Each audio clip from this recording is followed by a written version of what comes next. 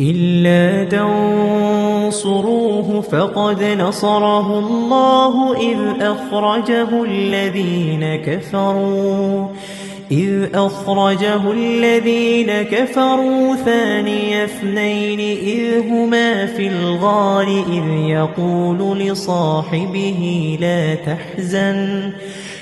يقول لصاحبه لا تحزن إن الله معنا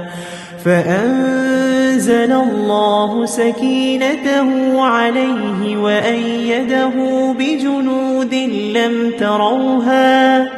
بجنود لم تروها وجعل كلمة الذين كفروا السفلى وكلمة الله هي العليا والله عزيز حكيم.